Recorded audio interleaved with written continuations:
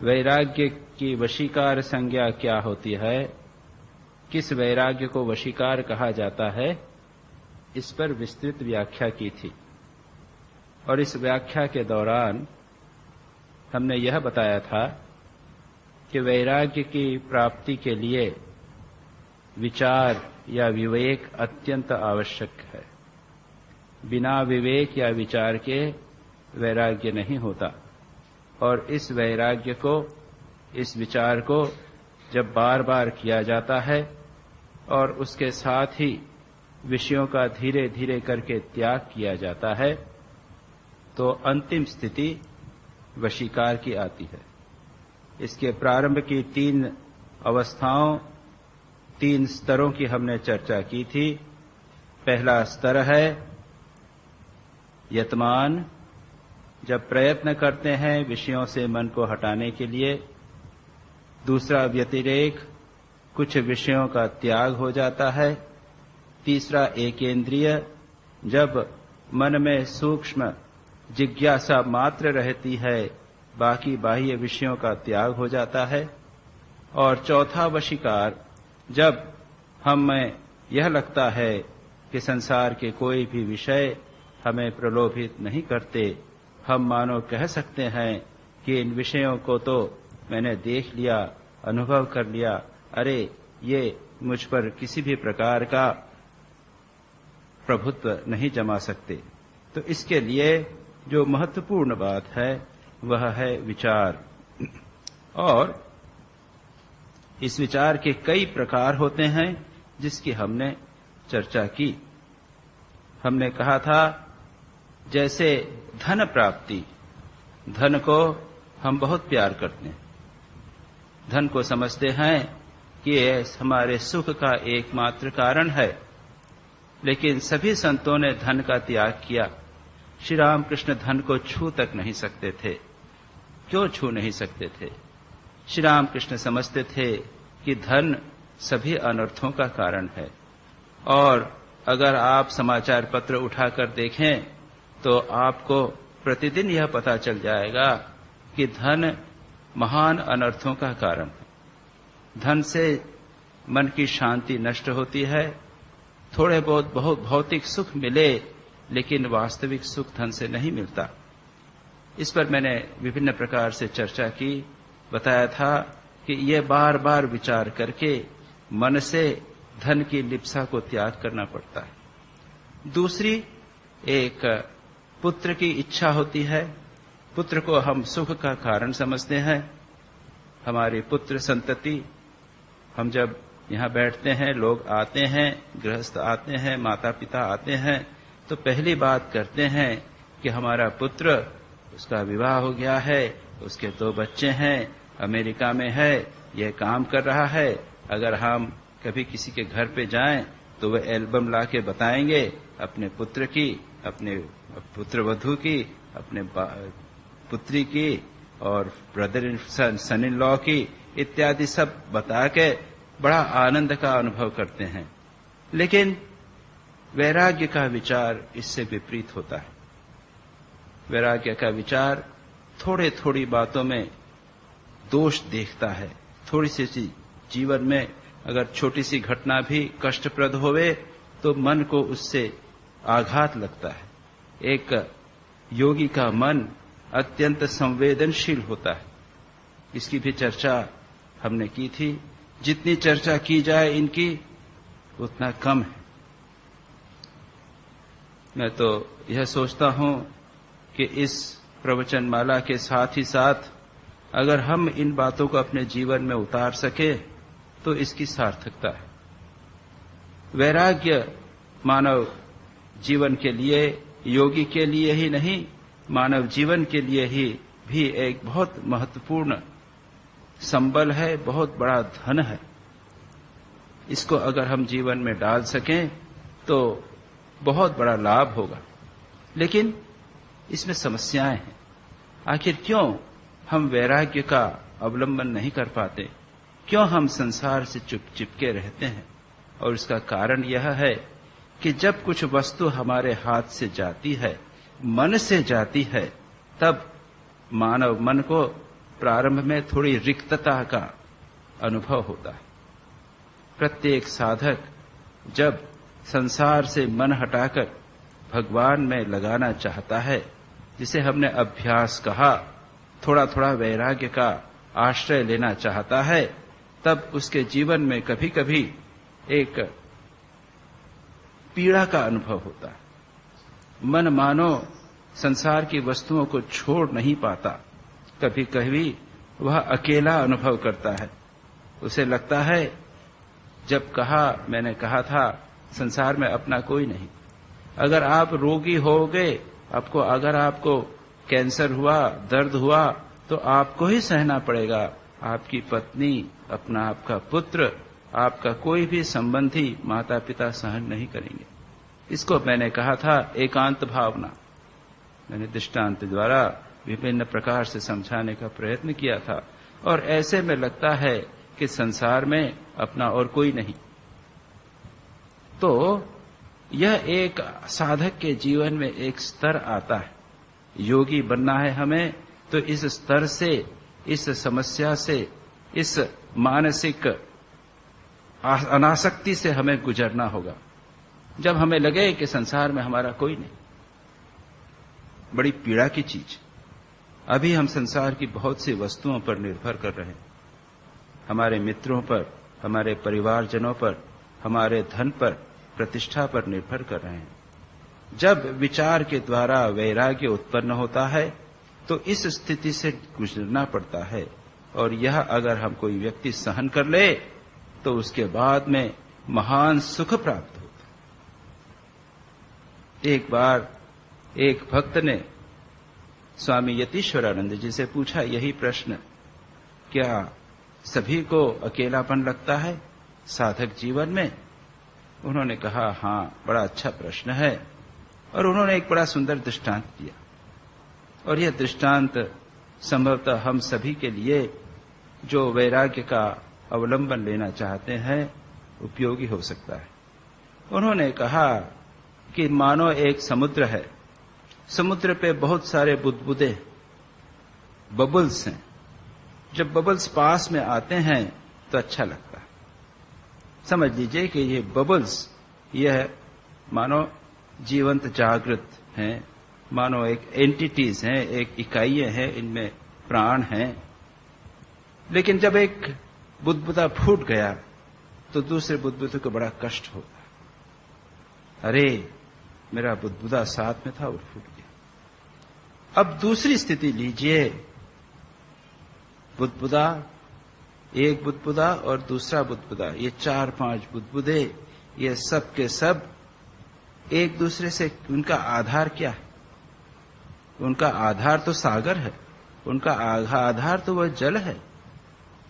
पहले जल के साथ संबंध स्थापित करे, और जल के साथ संबंध स्थापित करके जल के माध्यम से दूसरे बुदबुदे से अगर संबंध स्थापित करे तो क्या होगा? उसका आधार बना रहेगा। लगता है कि बुदबुदा मुझसे दूर चला गया, लेकिन जल के माध्यम से जुड़ा हुआ। तो वैराग्य की साधना में साधक प्रारंभ में सब कुछ छोड़ता है। छोड़ना, मैंने बार बार कहा, ये मानसिक दृष्टि से छोड़ना होता, यही वास्तविक छोड़ना है। सब कुछ त्याग करके अगर आसक्ति बनी रहे मन में, तो उससे कुछ लाभ नहीं होता। भिखारी एक झोपड़ी में रहता होगा, लेकिन असंख्य वासनाएं और आसक्तियां रहें, तो उसके जीवन में वैराग्य नहीं होता, कुछ लाभ नहीं होता। लेकिन अगर कोई महलों में भी रहता रहे और वह संसार का स्वरूप समझ जावे, संसार से आसक्ति का त्याग हो जावे, अनासक्त हो जावे, तो प्रारंभ में क्या होगा? उसको लगेगा कि मेरे पास कुछ नहीं। लेकिन उसके साथ जब भगवान के साथ धीरे धीरे संबंध स्थापित कर लेता है, तो एक अवस्था ऐसी आती है कि भगवान के माध्यम से पुनः जिन लोगों से उसने संबंध तोड़ा था, पुनः संबंध स्थापित हो सकता है। बुदबुदा पहले दूर था तो कष्ट होता था, सागर से संबंध हो गया, उसके बाद उस सागर के माध्यम से सभी बुदबुदों से संबंध हो गया, फिर आगे पास में आना या दूर जाना, उससे कोई किसी भी प्रकार की कठिनाई नहीं होती। तात्पर्य यह है कि प्रारंभिक स्थिति में वैराग्य में कष्ट होता है, लेकिन एक बार जब वह अवस्था आ जाती है, जब हम उसमें प्रतिष्ठित हो जाते हैं, तो उसके बाद में जिन वस्तुओं को हमने त्यागा है, जिन संबंधों को हमने त्यागा है, मानो एक प्रकार से मानसिक विच्छेद किया है, उन्हें पुनः हम स्वीकार करते हैं। लेकिन वहां बंधन नहीं होता, वहां मुक्तता होती है, स्वाधीनता होती। तो यह एक बहुत महत्वपूर्ण बात हमें ध्यान रखना चाहिए कि हम धीरे धीरे इन सांसारिक वस्तुओं का त्याग करें। दुर्भाग्य यह है कि हम यह संसार असार है, दुखपूर्ण है, यह विचार नहीं कर पाते। यह निरंतर विचार करना अत्यंत आवश्यक है। और मैंने आपको दृष्टांत दिया था भगवान राम का। राम तीर्थ यात्रा से जब लौटे तो उनको वैराग्य हुआ, और योग वशिष्ठ रामायण में वैराग्य प्रकरण नामक ग्रंथ में इसका बड़ा सुंदर वर्णन। वैराग्य में राम क्या बोलते हैं, जब उन्हें दरबार में बुलाया गया, दशरथ हैं, साथ में वशिष्ठ और विश्वामित्र दोनों ऋषि हैं, और तब भगवान राम से जब पूछा कि तुम उदास क्यों रहते हो, तो वे क्या करते हैं, संसार की सभी वस्तुओं में दोष देखते हैं, सभी भोग्य वस्तुओं में देखते हैं। पहली बात कहते हैं कि यह सब कुछ अस्थिर है, काल का साम्राज्य सर्वत्र विद्यमान है, सब चीजें क्षणभंगुर हैं। हम समझते हैं कि हम सदा जीवित रहेंगे। आप हमारे और मृत्यु के बीच कितना अंतर है, जरा विचार कीजिए। मृत्यु और हमारे बीच कितना अंतर है। एक पिन अगर कोई हार्ट में लगा दे तो किसी क्षण मृत्यु हो जाए। श्वास प्रश्वास चल रहा है, श्वास अगर हमारी बंद हो जावे तो हम 5 मिनट अधिक से अधिक जीवित रहेंगे, न पाएंगे। हमारे और मृत्यु के बीच में 5 मिनट का अंतर, एक क्षण का अंतर, और हम समझते हैं कि सब ठीक चल रहा। क्या हमने नहीं देखा, हमारे मित्र जिनसे कल बातचीत हुई सब अच्छे थे, और दूसरे दिन फोन आता है कि वो चल बसे। सभी लोगों के जीवन में ऐसी घटनाएं हुई हैं। जवान व्यक्ति चले जाते, सभी के जीवन में ऐसा एक भी व्यक्ति नहीं होगा कि जिसके निकटतम व्यक्ति की मृत्यु नहीं हुई हो। मृत्यु महान सत्य है, उससे हम आंखें बंद कर रखते हैं। टॉल्स्टॉय की एक बहुत सुंदर उपमा है, कुछ लोगों ने आपने पढ़ा होगा कि एक व्यक्ति जंगल में जा रहा था, अंधेरा था या कुछ गलती हो गई, एक कुआं था, एक कुएं को किसी ने ढक दिया था कि जिससे कोई गिर न जावे। बेचारा अचानक उसी में गिर पड़ा। तो जैसे ही गिरा तो ऊपर एक पेड़ था, पेड़ की एक डाल लटक रही थी, उसने उसको पकड़ लिया, या कुछ एक जड़ लटक रही होगी, वटवृक्ष जैसा हो, उसने उसको पकड़ लिया। अब टंगा हुआ है दोनों हाथों से कि गिर न जाऊं अंदर, और नीचे देखता है तो कुएं में एक सर्प, बड़ा सर्प मुंह बाएं खड़ा हुआ है, गिरने का डर है। और देखता है कि जो पेड़ जिसको की डाल पकड़ कर वह खड़ा हुआ लटक रहा है, उसको 2 चूहे काट रहे हैं। ऐसी स्थिति, और ऐसी स्थिति में भी उसने देखा कि ऊपर एक मधुमक्खी का छत्ता है और उससे मधु टपक रहा, एक एक बूंद मधु टपक रहा है उसके पास से ही। तो खड़ा होकर वह ऐसी स्थिति कि न जाने कब नीचे गिर जावे, न जाने कब पेड़ वह नष्ट हो जावे, वह जीभ लंबी करके और वो मधु जो है उसको चाटने का प्रयत्न कर रहा है। एक श्लोक आता है, अध्यात्म रामायण में। उसमें कहा गया है कि एक मेंढक जिसको सांप ने पकड़ लिया है, खाने वाला है, पीछे से पकड़ लिया, मेंढक का मुंह आगे, सांप ने पीछे से पकड़ लिया। सामान्यतः सांप पीछे से ही पकड़ता है। दोनों पैर पकड़ ले हैं, आधा पैर मेंढक सांप के मुंह के अंदर है और आधा मेंढक का मुंह बाहर है, और अचानक वहां से सामने से एक मच्छर अगर आ जावे या पतिंगा अगर निकले तो मेंढक सोचता है कि मैं इसको खा जाऊं। हम लोगों की स्थिति यह है, हम लोग काल के मुंह में हैं, लेकिन समझते हैं कि हम जीवित रहेंगे और भोग करने का प्रयत्न करते। राम ने यह देखा, राम ने यह वर्णन किया, यह स्थिति है। जीवन में कितना कष्ट है। अगर आप अपने जीवन में कष्ट की एक लिस्ट बनाएं तो कितने होंगे? यहां बैठे हैं, इतनी गर्मी है, कंफर्टेबल नहीं है, पोजीशन बदलनी पड़ती है, जाना पड़ेगा वापस, गाड़ी में जाना पड़ेगा, ट्रैफिक रहेगा। अगर लिस्ट बनाएं कितने कष्ट हैं तो देखेंगे जीवन में कष्ट अधिक होते हैं, सुख कम होता है। और अगर सुख का भी थोड़ा विचार करेंगे तो लगेगा सुख क्षण मात्र का ही, अधिक नहीं। भोजन कितने समय तक? जब तक वह जिह्वा के नीचे नहीं गया तब तक तो स्वाद, उसके बाद। आप टीवी देखिए तो आजकल तो टीवी देखना इरिटेशन हो गया। उसमें एडवर्टाइजमेंट और मन को जारिंग कर देता है, मन को वो झचकोर देता है। ये विषय सुख से मन चंचल होता है, और याद रखिए चंचलता में कहीं सुख नहीं होगा। ये विचार, मैं आपको विचार की विभिन्न प्रक्रियाएं बता रहा हूं। उसके बाद भगवान आयु की निंदा करते हैं, लक्ष्मी की निंदा करते हैं। धन कितने दिन तक है? अभी आया चला गया। करोड़ों रुपये कमाइए और चले गए। ये सारे के सारे विचार, इस विचार के द्वारा भगवान राम कहते हैं उनको तीव्र वैराग्य हुआ था, उसका वे वर्णन करते हैं। ये सारी चर्चा हम कर चुके हैं। मेरा केवल निवेदन यही है कि इसे जीवन में उतारने का अगर प्रयत्न करें तो हमारे जीवन में सार्थकता आएगी।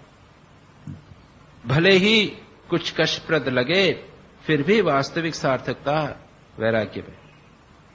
इसीलिए सभी शास्त्रों में वैराग्य को बहुत महत्व दिया गया। उसके बिना याद रखिए, आप चाहे कितना ध्यान कर लीजिए, कल गाइडेड मेडिटेशन किया जाएगा। आजकल जैसा मैंने कहा कि मेडिटेशन एक फैशन हो गया है, और आश्रम में अगर मेडिटेशन की क्लास नहीं हो तो कहेंगे कि ये आश्रम क्या। तो मेडिटेशन हम कराएंगे, लेकिन याद रखिए जब तक वैराग्य नहीं होगा अभ्यास कभी फलीभूत नहीं हो सकता। हमने अभ्यास की शर्तें बता दी। बार बार विक्षेप आएंगे, बार बार बाधाएं आएंगे, बार बार मन उससे दूर जाएगा जिसमें हम मन को लगाना चाहते हैं। तो इसके लिए वैराग्य की नितांत आवश्यकता है, और यह विचार के द्वारा ही संभव होता है। इसके बाद पतंजलि अगला सूत्र कहते हैं, अगला सूत्र जिसमें वो पर वैराग्य की चर्चा करते हैं। तत्परम पुरुष ख्यातेर गुण वैतृष्ण्यम।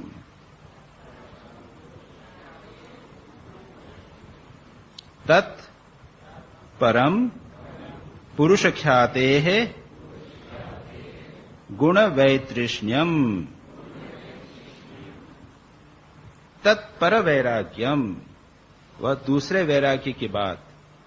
एक है अपर वैराग्य, इंफीरियर वैराग्य, दूसरा है पर वैराग्य, सुपीरियर वैराग्य, हायर टाइप ऑफ वैराग्य।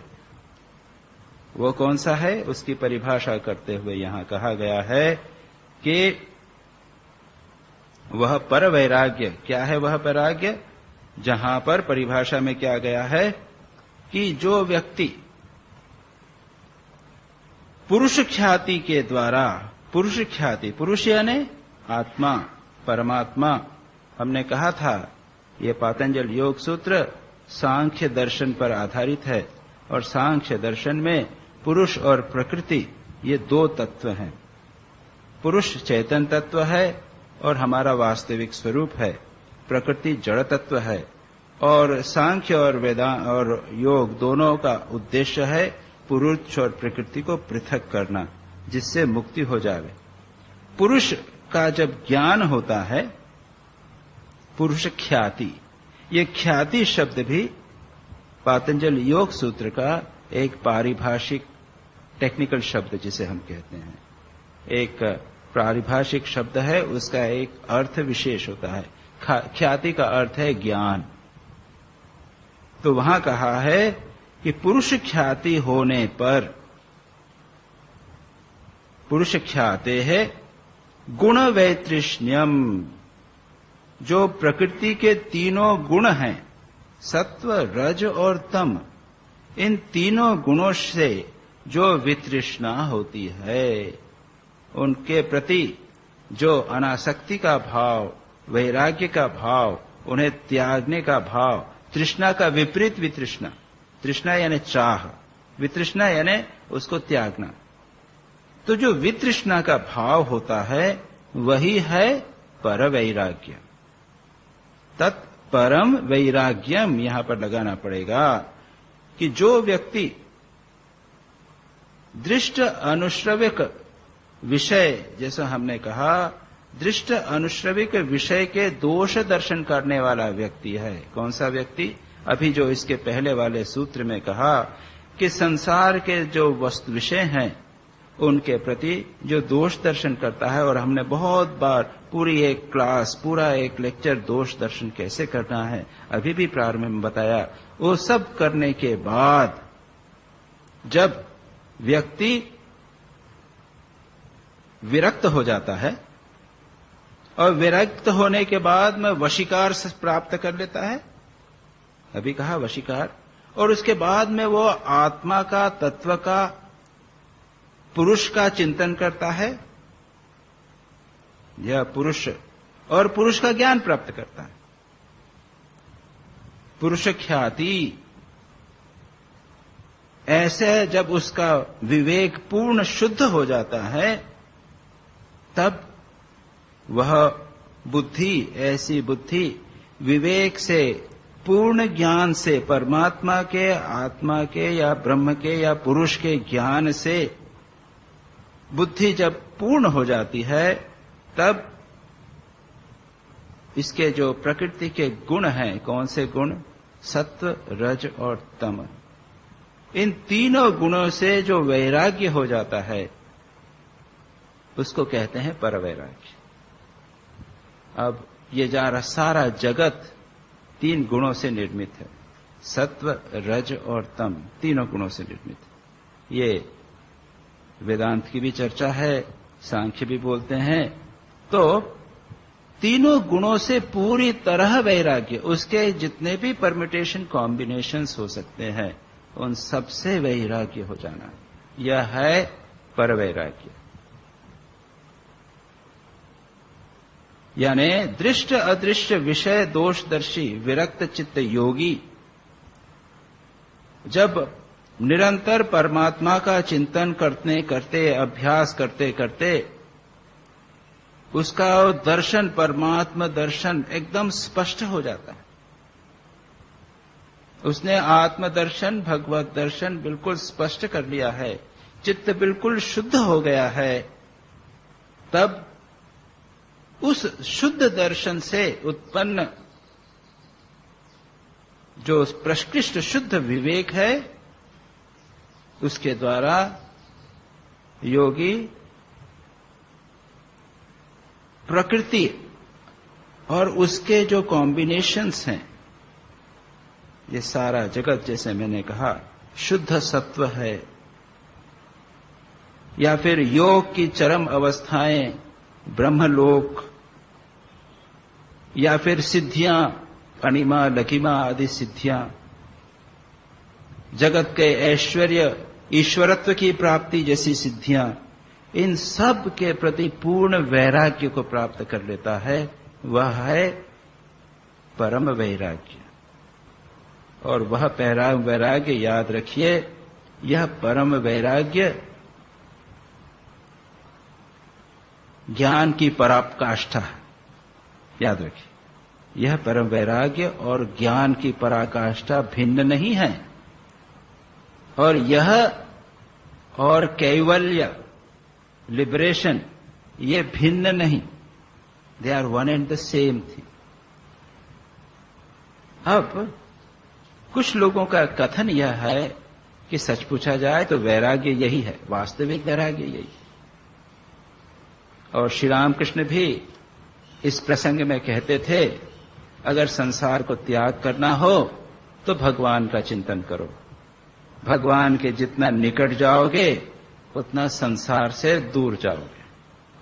जैसे अगर आपको पश्चिम से दूर जाना हो तो पूर्व की ओर बढ़ो, तो स्वाभाविक रूप से आप पश्चिम से दूर होते चले जाओगे। और जब यह चीज होती है तो प्रयत्न पूर्वक किसी विषय को, धन, संपत्ति, संसार को त्याग करने की आवश्यकता नहीं होती, वह स्वाभाविक रूप से, सहज रूप से हो जाता है ना। दोनों बातों की आवश्यकता है।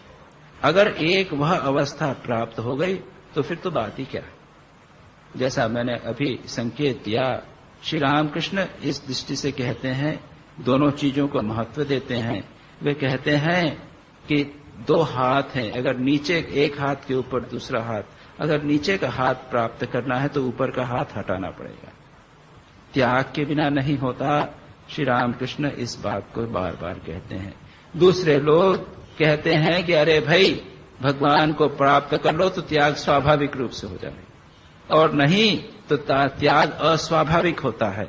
और इस तर्क के पर आधारित होकर वे कहते हैं कि सारा धर्म, ये त्याग की बातें, ये सब अननेचुरल हैं, ये अस्वाभाविक हैं, ये मानव के मन के विरुद्ध हैं। पहले भगवान का अगर साक्षात्कार हो जाए तो सब स्वाभाविक हो जाएगा। अरे इतनी आसानी से होगा क्या? दोनों चीजें करनी पड़ती। तो जो हो, अगर इस स्थिति को व्यक्ति कोई प्राप्त कर लेवे तो सारी समस्याओं का प्रश्न समाधान हो जाएगा।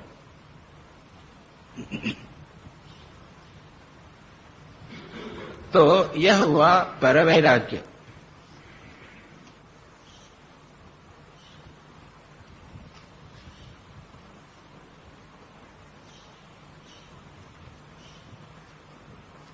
अब इसके आगे चलें। गीता में भी भगवान इस बारे में कहते हैं, विषया विनिवर्तन्ते निराहारस्य देहिनः।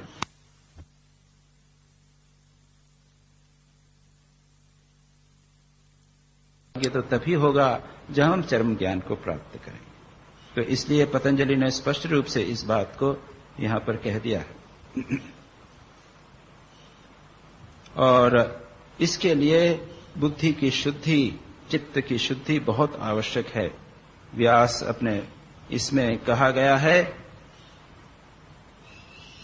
कठोपनिषद में कहते हैं, दृश्यते तु अग्रया बुद्धया सूक्ष्मया सूक्ष्मदर्शिभिः।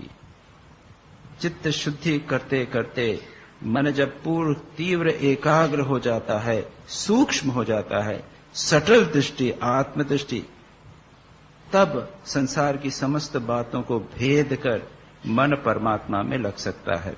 तो यहां पर इससे अधिक हम इस पर चर्चा नहीं कर सकेंगे, क्योंकि ये बहुत थ्योरेटिकल हम लोगों के लिए हो जाएगा। यहां सिर्फ हमने यह कहा कि परवैराग्य कौन सा है, जिसमें परमात्मा के ज्ञान के द्वारा, पुरुष ख्याति के द्वारा समस्त विषयों से मन अलग हो जाता है। अब आइए उसके बाद का सूत्र लेवें। वितर्क विचार आनंद अस्मिता रूपानुगमात् संप्रज्ञातः। वितर्क विचार आनंद अस्मिता रूप अनुगमात् संप्रज्ञातः। इस सूत्र में और इसके बाद वाले सूत्र में पतंजलि ने समाधियों का प्रकार बताया। अब इन समाधियों का प्रकार सामान्यतः हमारे लिए उसका कोई व्यावहारिक महत्व न भी होवे, लेकिन ध्यान कितने प्रकार के हो सकते हैं, मन कितने प्रकार से एकाग्र होकर समाधिस्थ हो सकता है, उसका हम विषय इस पर चर्चा की जा सकती है। याद रखिए, यह जो चैप्टर है इसका नाम है समाधिपाद, और पतंजलि निश्चित रूप से समाधि का वर्णन करना चाहेंगे।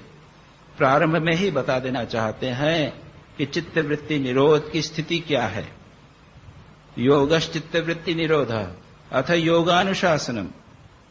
तो पहले सूत्र की व्याख्या करते हुए ही व्यासदेव ने स्पष्ट कहा था योग समाधि, योग यानी समाधि। वैसे पातंजल योग सूत्र के जो 8 स्टेप्स हैं उसमें अंतिम स्टेप है समाधि। धारणा, ध्यान, समाधि अंतिम स्टेप है, और हम लोगों की दृष्टि से वो बहुत बहुत दूर है। लेकिन पतंजलि एक साइंटिस्ट है, पातंजल योग सूत्र का पहला चैप्टर समाधिपाद है, इसलिए उनके लिए आवश्यक है कि वे इसमें आपको जो लक्ष्य है उसकी एक कम से कम धुंधली ही सही एक झलक देते हैं आपको। अब वो हम समझ पाए न समझ पाए वो बहुत दूर है। तो इस श्लोक का, इस सूत्र का अर्थ क्या है? स्वामी विवेकानंद ने इसका बड़ा अच्छा अर्थ किया है। वे कहते हैं वितर्क, विचार, आनंद और अस्मिता अनुगमात या रूप अनुगमात।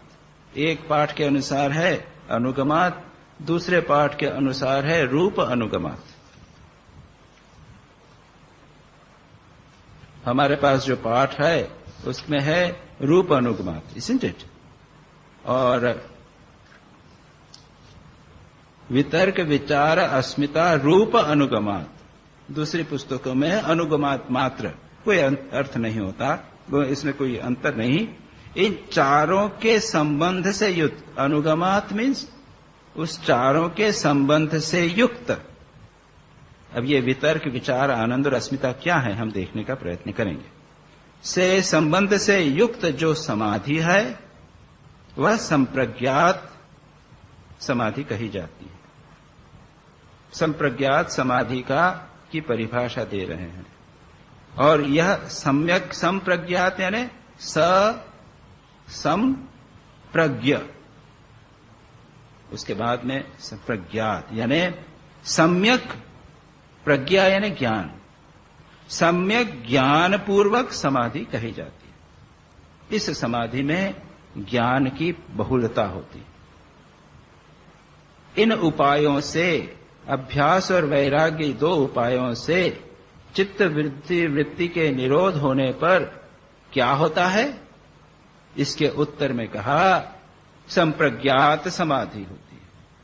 और ये संप्रज्ञात समाधि, इसके विषय, कंटेंट ऑफ कॉन्शियसनेस, किन विषयों पर समाधि हुई? ये 4 प्रकार के 4 कंटेंट होते हैं। पहला होता है वितर्क, दूसरा होता है विचार, तीसरा आनंद और चौथा अस्मिता। वितर्क यानी, अभी हम एक्सप्लेन करेंगे, आपको स्थूल रूप से ब्रॉडली समझाने का प्रयत्न करता हूं। वितर्क यानी स्थूल विषय पर जब विचार किया जाता है, थर्मोस, इसका मैं ध्यान करूं। इसका ध्यान करते करते मन में जो चित्तवृत्ति बनेगी, और जब मन पूरी तरह एकाग्र इसमें हो जाएगा तो मन में जो वृत्तियां होंगी उनका नाम दिया गया वितर्क।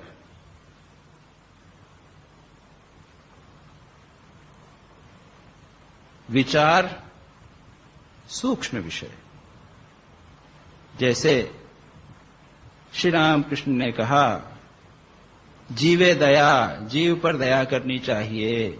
ये आप जानते हैं वो प्रसिद्ध कहानी। श्री रामकृष्ण अपने कमरे में बैठे हुए थे और बातचीत कर रहे थे। उन्होंने कहा कि वैष्णव धर्म के 3 सिद्धांत हैं मुख्य। पहला नाम में रुचि, भगवान के नाम में रुचि, नामे रुचि जीवे दया वैष्णव पूजन, भगवान के नाम में रुचि होने चाहिए। दूसरा है जीव पर दया। जब जीव पर दया इस पर विचार करने लगे तो उनका मन समाधिस्थ हो गया, यह वर्णन है। वहां कौन सी समाधि हुई? ये क्या है? ये एक विचार, एक सूक्ष्म विषय है, जीव पर दया।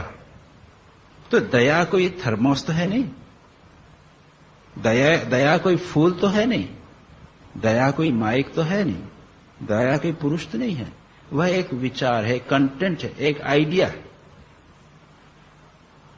जब विचार पर, इस दया के विचार पर उन्होंने मन को एकाग्र किया कि वे समाधिस्थ हो गए। तो जब मन में सूक्ष्म विषय रहता है तब उस समाधि का जो कंटेंट है उसे विचार का। उसके बाद आनंद, आनंद समाधि। इसमें न तो स्थूल विषय रहता है जैसे ये, न दया जैसा विषय कोई सूक्ष्म विषय। वहां क्या रहता है? आनंद। जब चित्त शुद्ध होता है, तमोगुण और रजोगुण कम हो जाते हैं, सत्वगुण की वृद्धि होती है, तब हमारे मन में आनंद का उद्रेक होता है। याद रखिए, जितने भी आनंद हैं सभी सत्वगुण के लक्षण हैं। भगवान गीता में भी कहते हैं ज्ञान और आनंद ये सत्वगुण के लक्षण। जब मन चित्त हुआ, चित्त शांत हुआ, और यही नहीं, जब हम विषय भोग करते हैं उस समय भी जब सुख और आनंद का अनुभव करते हैं, सच पूछा जाए उसको हम कहते हैं प्लेजर।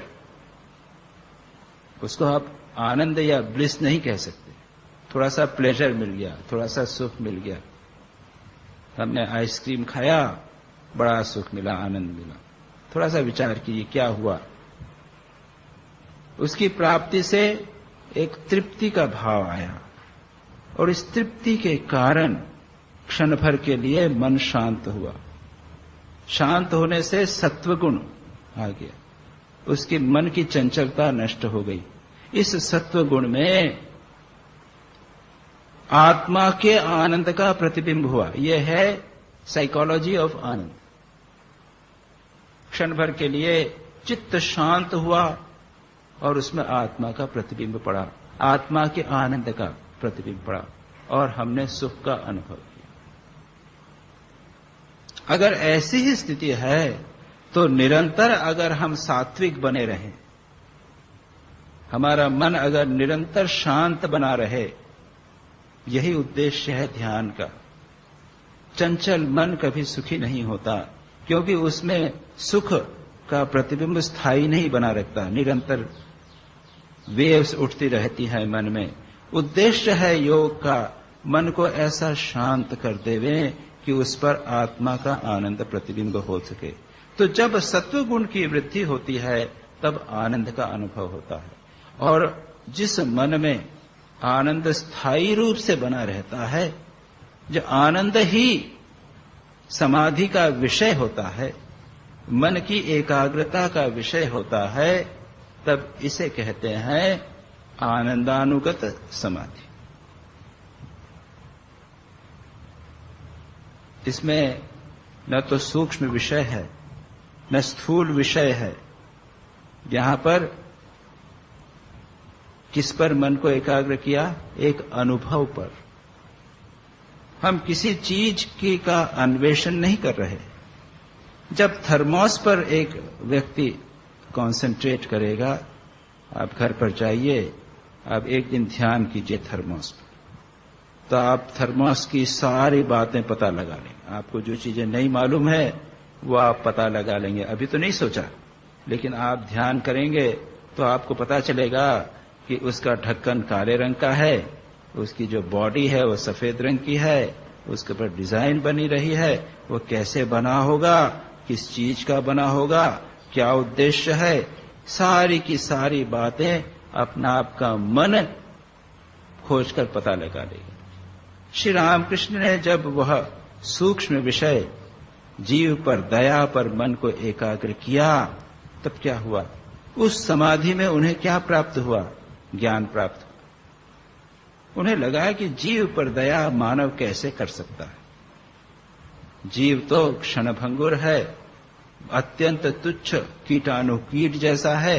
अरे वह मानव पर क्या दया करे? जीव पर दया नहीं, शिव ज्ञान से जीव सेवा।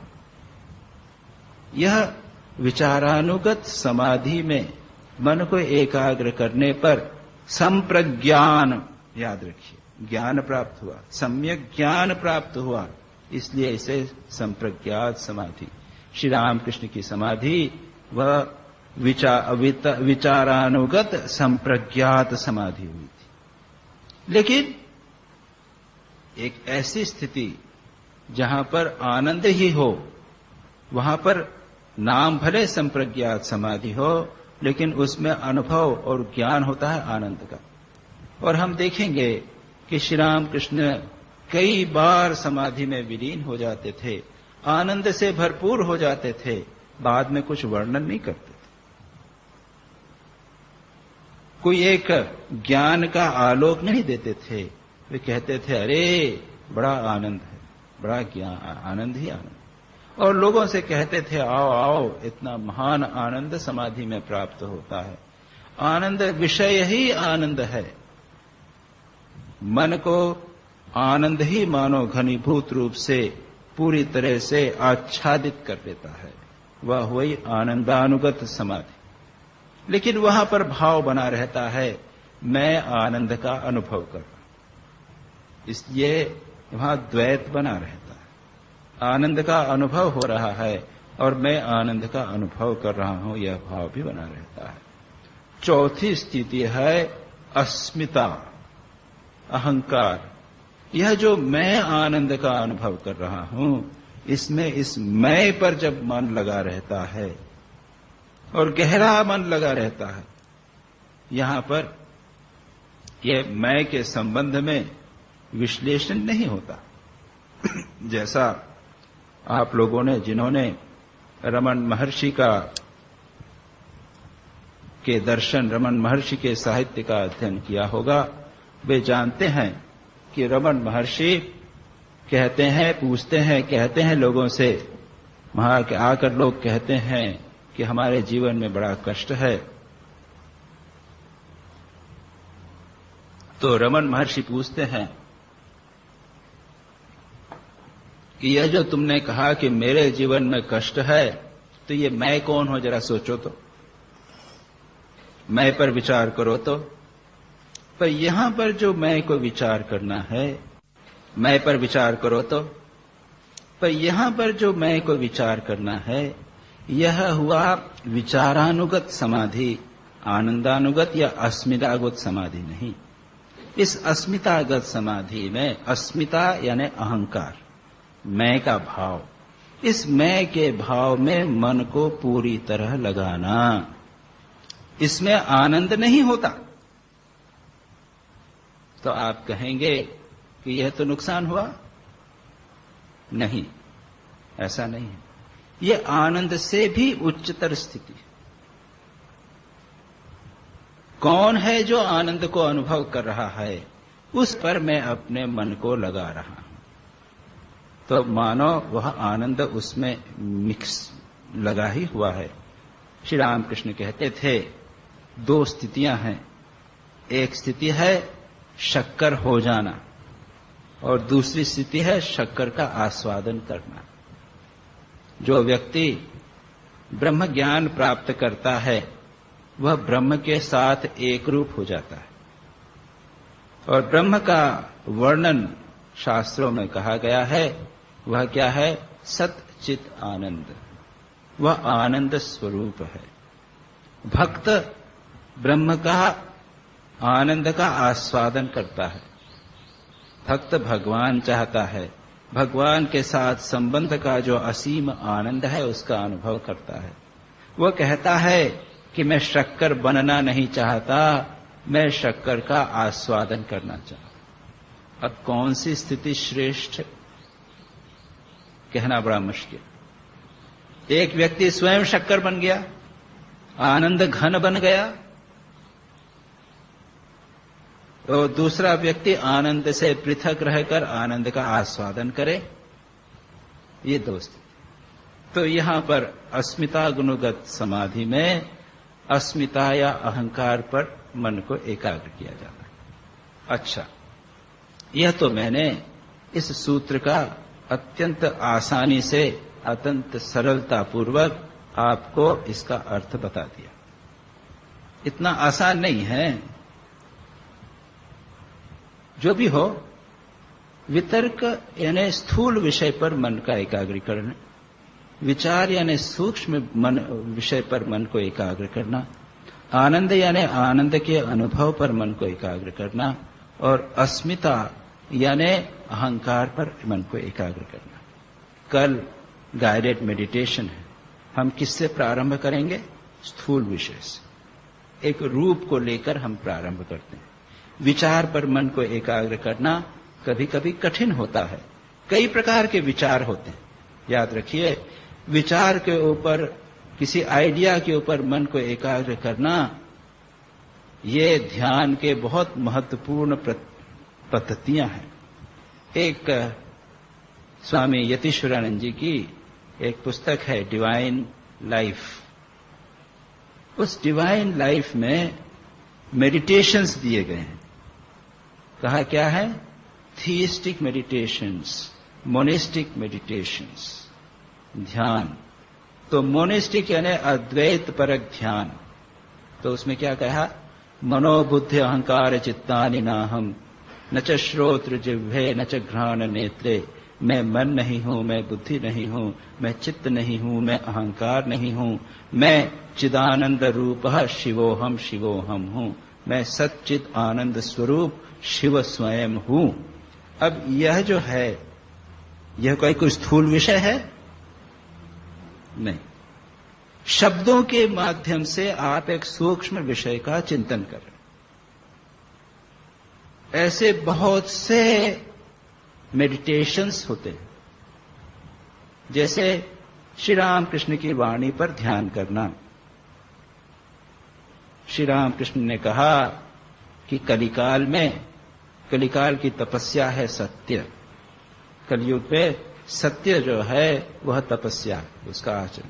इस पर मन को, उनका एक वाणी है, उस पर मन को एकाग्र करना। जैन धर्म में भी कई प्रकार के ध्यानों का वर्णन है। सृष्टि की रचना के संबंध में शास्त्रों में जो कहा है उस पर ध्यान करो। दैनंदिन जीवन में हमको जो व्यवहार करना चाहिए, आज्ञा जो दी गई है, आज्ञा दी गई कि इस प्रकार कर्म करो, नैतिक जीवन आचरण करो, अपनी मर्यादा में रहो, इस पर ध्यान करना। यहां पर सूक्ष्म विषय को शब्द के माध्यम से उस पर ध्यान किया जाता है।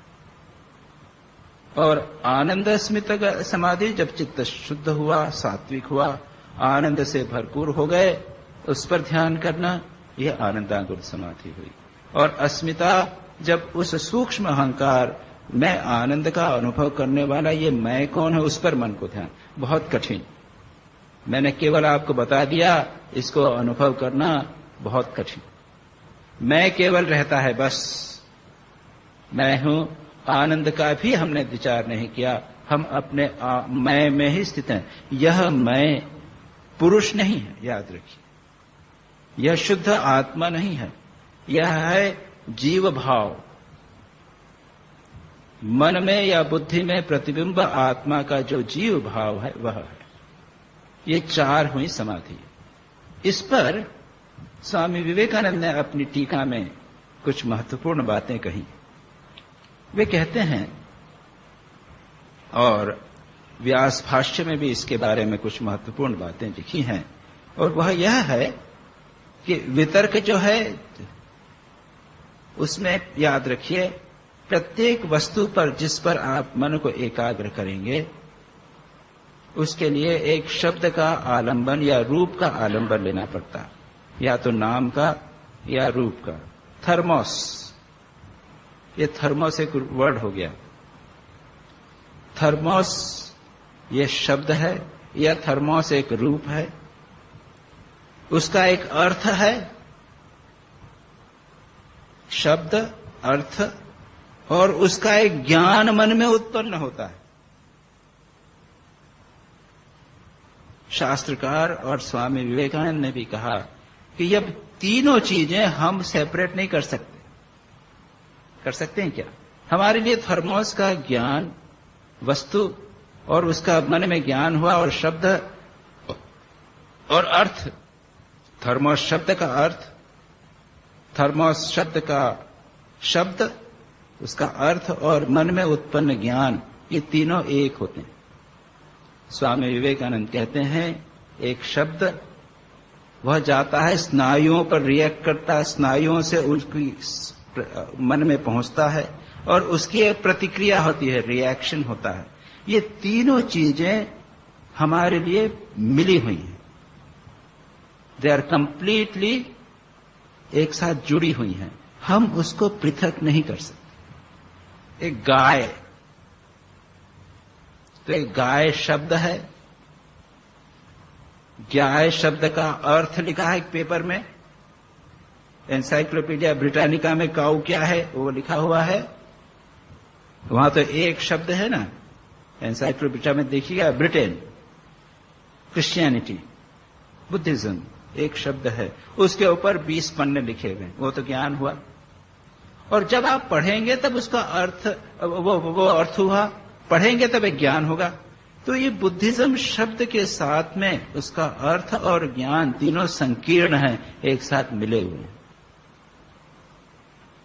उस पर हम ध्यान जब करते हैं तो प्रारंभ में तीनों का, जैसे गाय जिस चीज पर अगर हमने ध्यान किया, तो तीनों का जब संकीर्ण रूप से हम ध्यान करेंगे, तीनों का एक साथ जब ध्यान, एकाग्रता मन की होती है, तो उसको कहते हैं सवितर्क।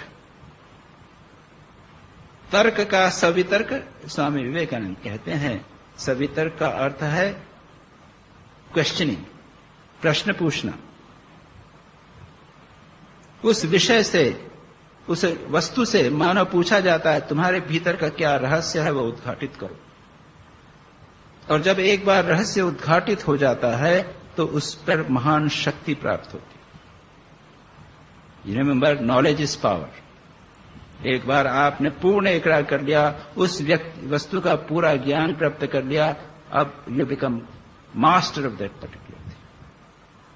स्वामी विवेकानंद आगे कहते हैं कि इसी सवितर्क समाधि से बहुत सारी सिद्धियां प्राप्त होती हैं, लेकिन जो व्यक्ति उनको त्याग देता है वो अगले स्टेप में जाता है। तो एक समाधि है जिसमें ज्ञान, शब्द, अर्थ और ज्ञान वो मिक्स होते हैं। दूसरी समाधि है जिसमें शब्द, अर्थ और ज्ञान सेपरेट हो जाते हैं। आप सेपरेट, ये गाय शब्द और ज्ञाय शब्द का अर्थ भिन्न है, और ज्ञाय अर्थ शब्द के अर्थ का बाद मेरे मन में जो ज्ञान उठा वो उससे भिन्न है। ये तीनों को जब व्यक्ति सेपरेट कर पाता है, पृथक कर पाता है, तो जो समाधि होती है उसको कहा है निर्वितर्क समाधि। तो सवितर्क की भी दो समाधि हो गई, निर्वितर्क और सवितर्क। उसी प्रकार से विचार की भी दो समाधि हो गई, सविचार और निर्विचार। अब ये बहुत टेक्निकल चीजें, सच पूछा जाए तो उसमें बहुत ही टेक्निकल है। उसके अर्थ में डिटेल में जाने से न आपको लाभ होगा न मुझे लाभ। तो हम इस विषय को यहीं समाप्त करते हैं, समय भी हो गया है। आज रामनाम एकादशी है, इमीडिएटली अभी तत्काल आरती होगी और राम नाम संकीर्तन होगा। हम यहीं पर इसे छोड़ देते हैं और अगली बार आगे वाला सूत्र लेंगे। उसके बाद में अन्य जो है असंप्रज्ञात समाधि, उसकी चर्चा होगी और फिर अन्य विषय हम लेंगे।